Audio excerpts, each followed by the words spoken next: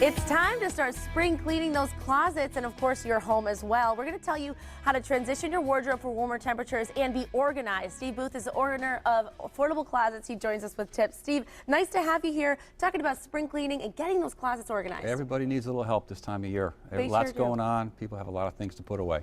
Now, they might say, why organize my closet, right? If it's a mess and no one has to see it, it doesn't matter. Well, there's a lot of benefits to it. Number one, clothes are not cheap these days, so they're more expensive. You want to make sure you can take care of them. So keeping, that's not necessarily how you would keep a very nice expensive blouse hanging on a side like that. So you want to just be able to find your clothes, number one.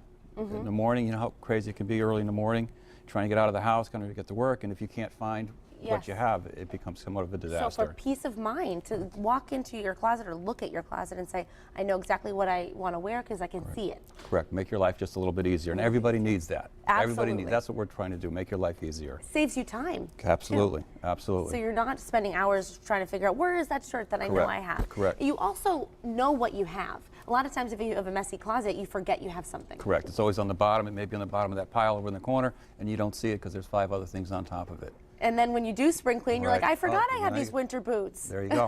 I could have used these in the snow. So that's a very important tip to mention. Also, it can eliminate bedroom furniture. And that goes a long way, because a lot of times if maybe you have a small bedroom, a kid's bedroom, and you're trying to get a desk in there and just space for a bed, if you can put a set of drawers in the closet, you can eliminate a piece of furniture. It makes that room just a little bit bigger. Yes, exactly. So more room to run around. To run around, mess around, and do other things. Do whatever you want to do. Right. And younger kids, it helps them to reach their shelves. If you have bins, whatever it is, organizing it can really benefit them. Oh, absolutely. If you had a 5-year-old son or daughter, they wouldn't necessarily be able to put their things away because they can't reach it. So where we can do double hanging, that kind of thing, or get some shelves down below, then you can tell them they got to put their stuff away, and they can actually do it. They can. Or you can say, go get your socks or go get your shoes, and they can reach it all. It's down at their level. Now, I think it's important to know that this type of closet is like old school, right? That's, you buy a house, you move into a home, and that's what you're going to see. One shelf and one pole. You're going to pile all the stuff on the floor that doesn't fit on this, and you pile stuff above it. And it doesn't make any sense, and you can't get it because you always need the item on the bottom. You're talking about my closet right now. That's exactly what it is. So letting people know there's options. You can organize your closet, not spend a ton of money, and have that peace of mind. So where to start? You have to determine how much hanging space you need. Correct. That's the key. Once you figure out how much hanging space, especially long items, you can always put those in a corner. That allows you to put some double hanging where you have 2 bars, one a little higher than the other for most of your shorter items, because most people, if you look at what you're wearing, it's shorter items. There's very little long things worn. Right. So now let's take a look at some before and afters. Sure. Okay, so you deal with people all the time that come to you with a closet like this, which is a bar with stuff jammed in there. Jammed in there, and I mean it looks decent, not too bad, but it could be a lot more organized. Correct. So this is a before. Let's take a look at the after. Okay, so what we're seeing is many more shelves. Correct. Organized hanging space. Tell us what we're looking at here. It's that same corner that you had, but now you have double hanging, and the shelves start on the right, and not everything is jammed together.